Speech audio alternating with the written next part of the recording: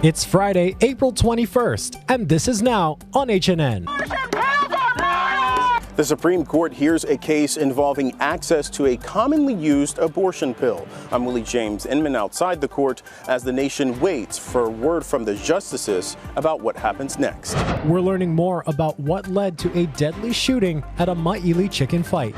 The Pentagon is reviewing hundreds of potential UFO cases, a look at some of the mysterious sightings in the skies. These stories plus so it's everything disco, hippie, and everything colorful. The Iolani Fair kicks off today with lots of food and fun. Details coming up on This Is Now.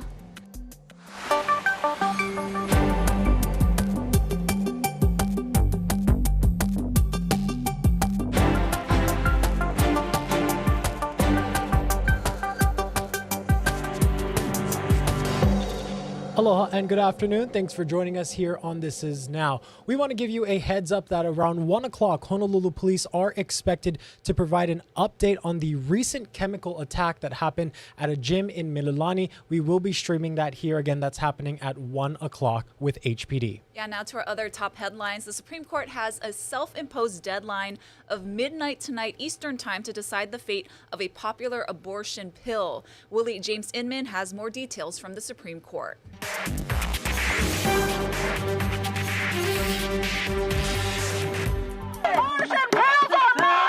A handful of anti-abortion demonstrators held up signs outside the Supreme Court as the justices consider whether to keep a commonly used abortion pill available nationwide. We're here because we care about the outcome of this decision. Earlier this month, Judge Matthew Kaczmarek, a Trump appointee, blocked the FDA's approval of mifepristone, pulling one of two drugs used in medication abortions from the market. An appeals court later voted the FDA's approval of the pill should stand, but imposed tighter rules on how the drug is prescribed and dispensed. The White House says it is prepared to continue to fight for abortion rights no matter how the justices rule. Democrats are also waging a battle in Congress, trying to make access to abortion the law of the land, but they've made little headway. We are in control, quote unquote, of the Senate by 2 votes on a good day, where the Republicans control the House of Representatives.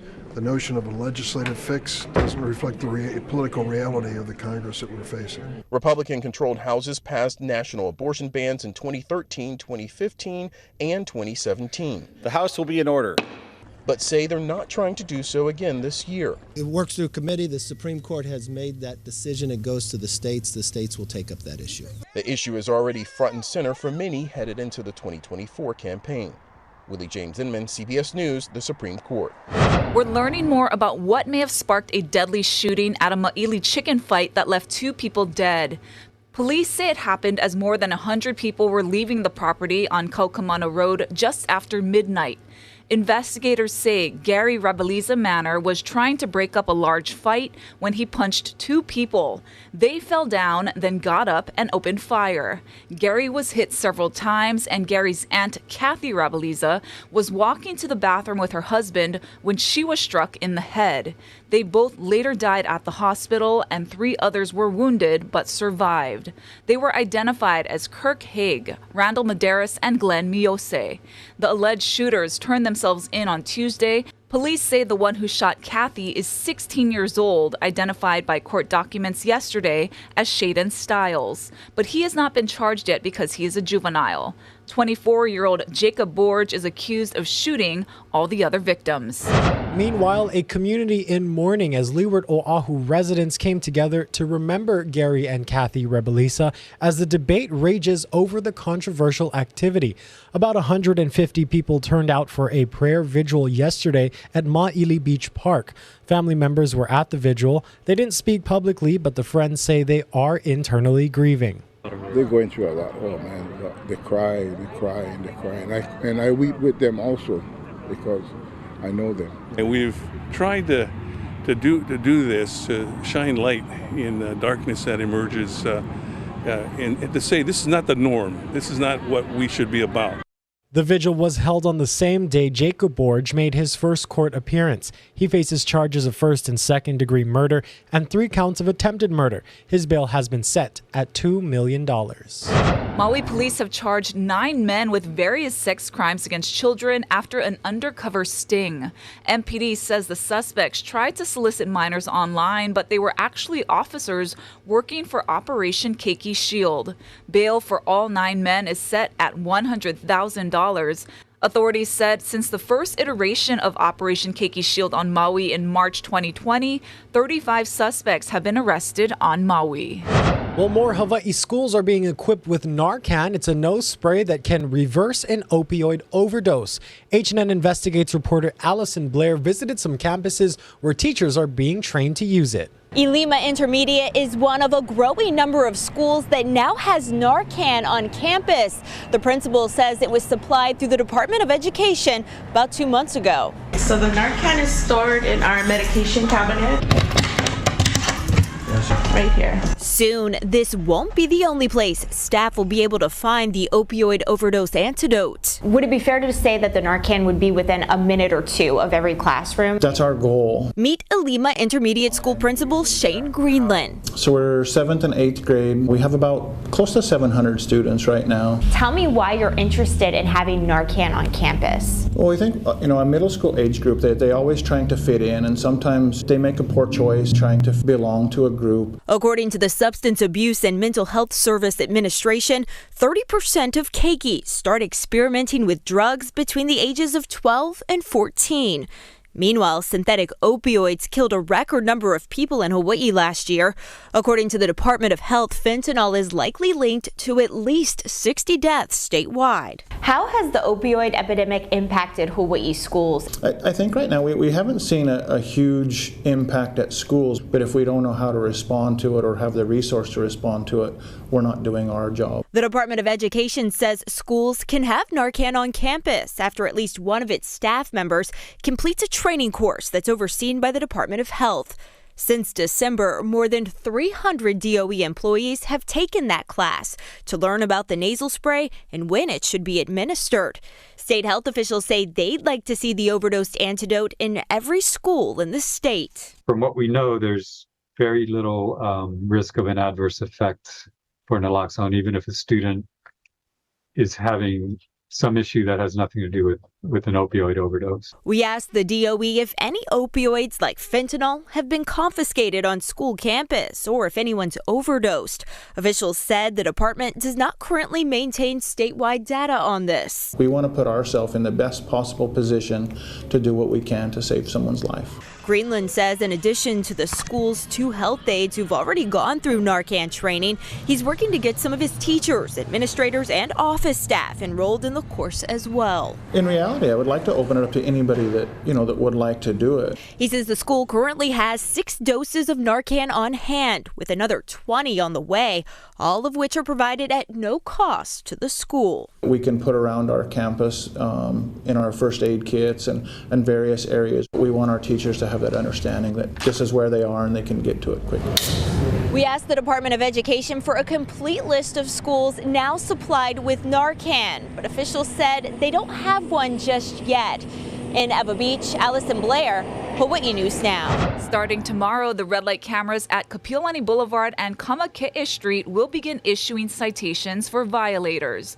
This is the intersection where 16-year-old Sarah Yara was killed by a hit-and-run driver back in February. Cameras have been active in recent weeks to issue warnings, and officials say safety measures put in place have been working.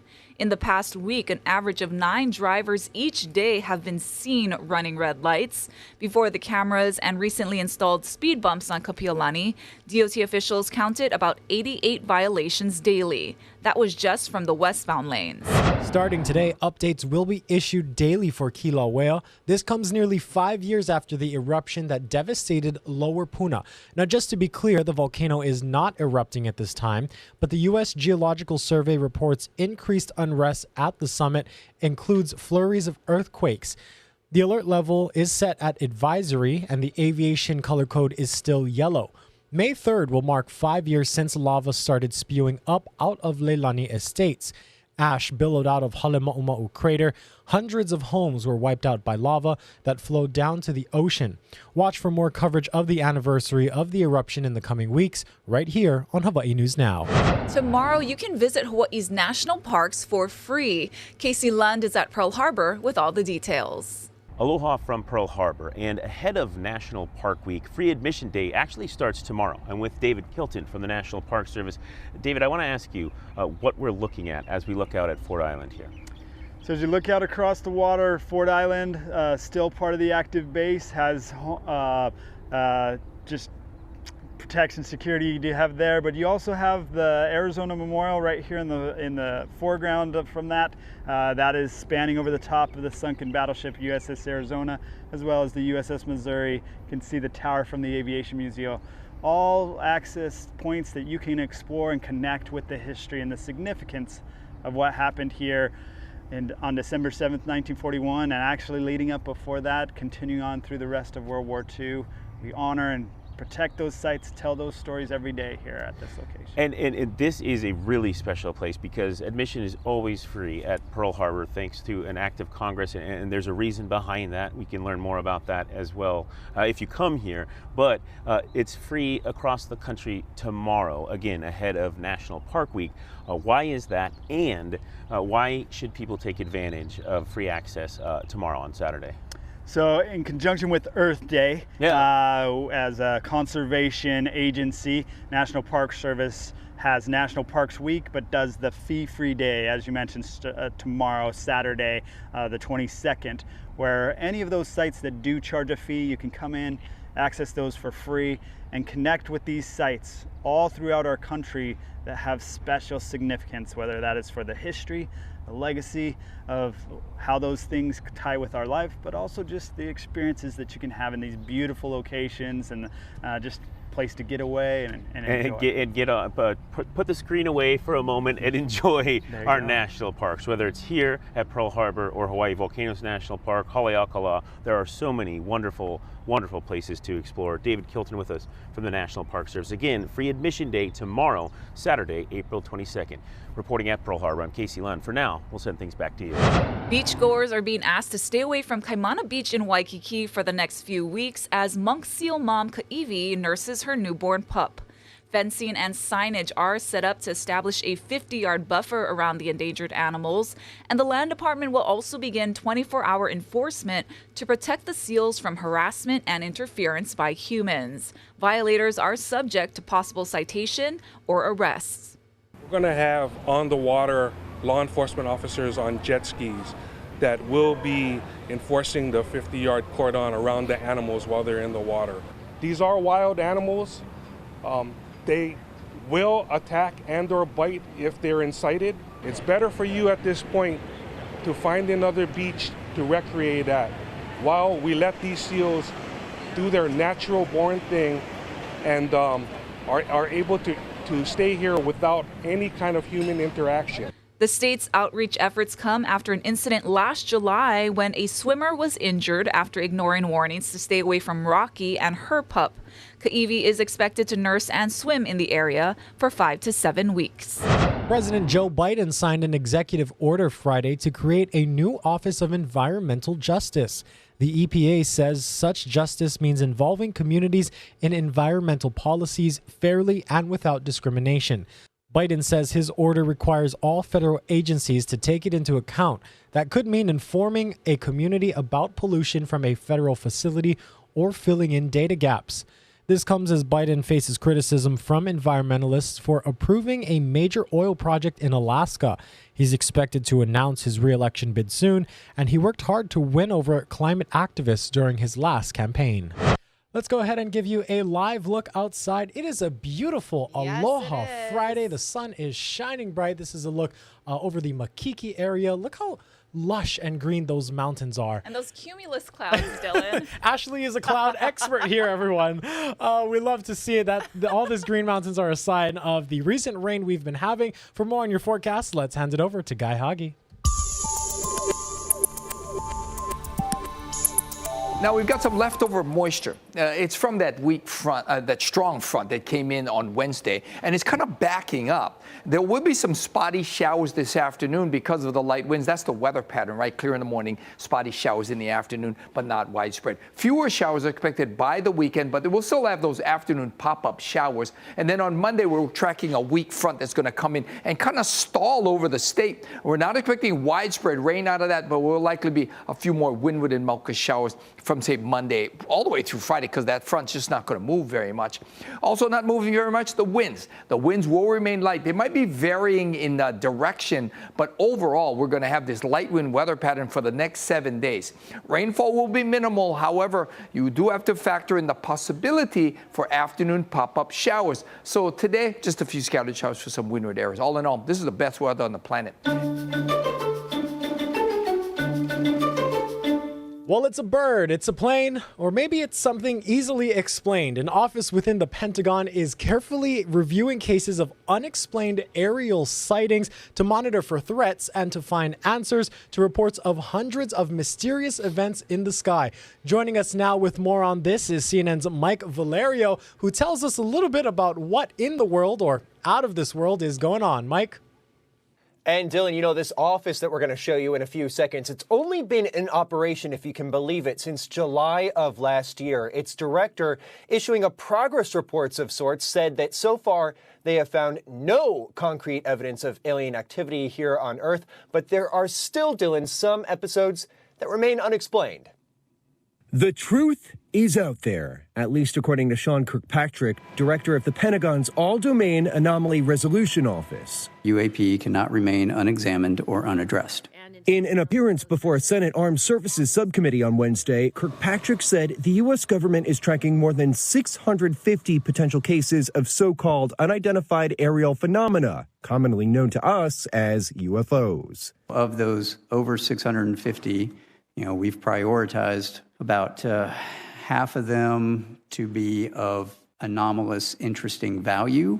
While most of the sightings are not cause for alarm, Kirkpatrick's office played a key role in identifying the Chinese spy balloon that traversed the U.S. in February and is concerned about emerging technologies from foreign countries that could pose a threat. They are less risk-averse at technical advancement than we are.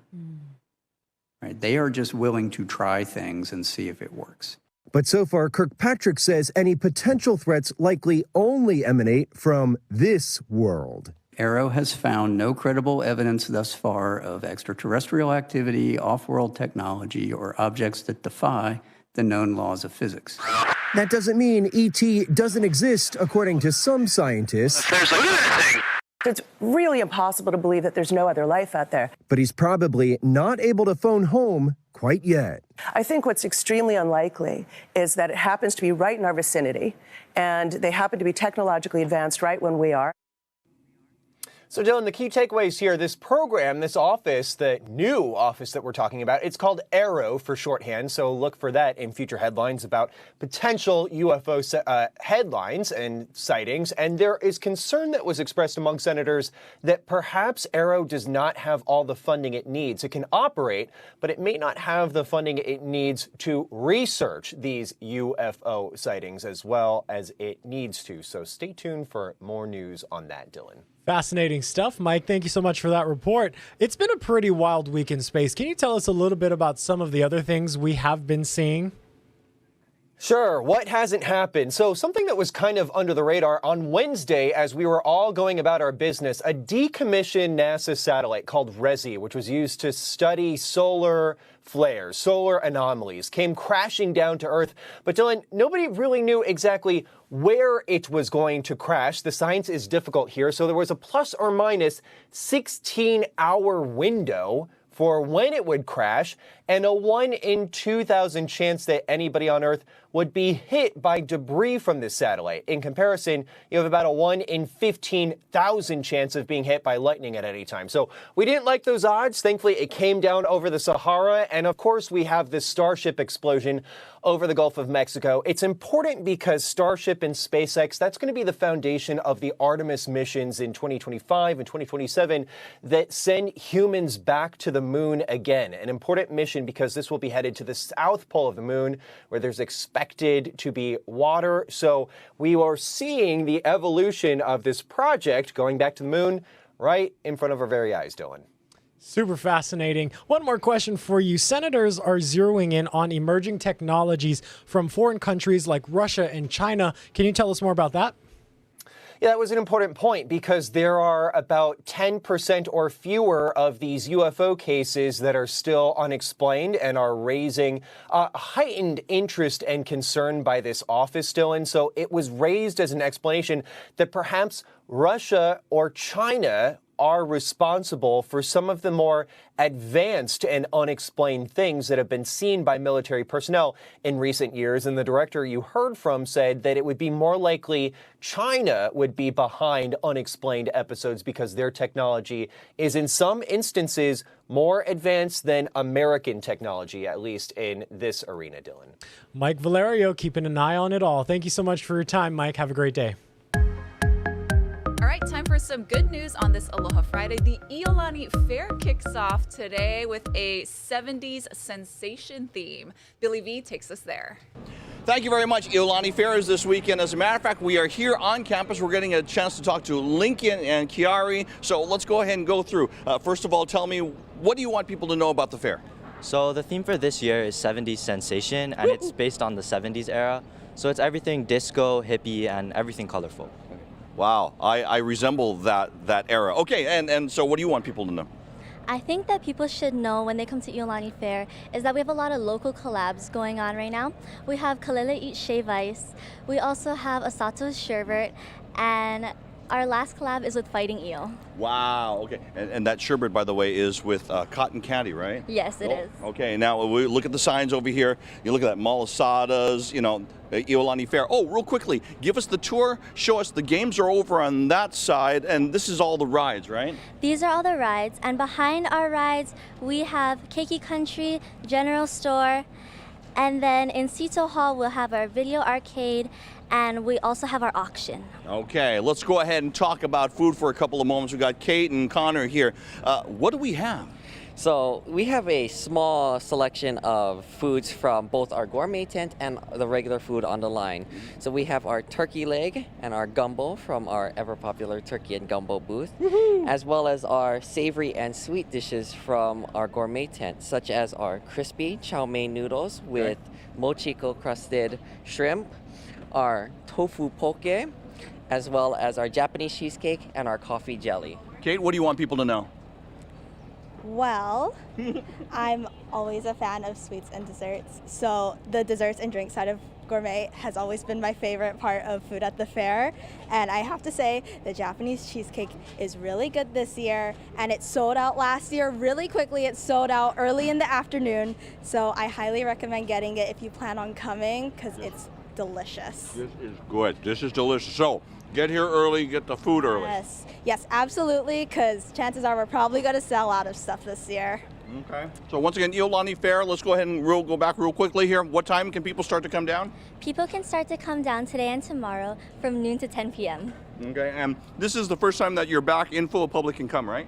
Yeah, we're really excited to welcome the public, and we hope that they can have a sensational time here. Okay, there you go. A little bit of a preview. It's happening this weekend. Iolani Fair, yay! We'll send it back to you in the studio. Oh, thank you so much, Billy. We got to sample some of that food earlier today. Thank you so much. It was it was super good. Well, thank you guys so much for watching us here on This Is Now. We're going to end today with a look back at Merry Monarch 2023. Of course, this is your overall halal, kala o nohi mai o hae hae. Have a great Friday, everyone.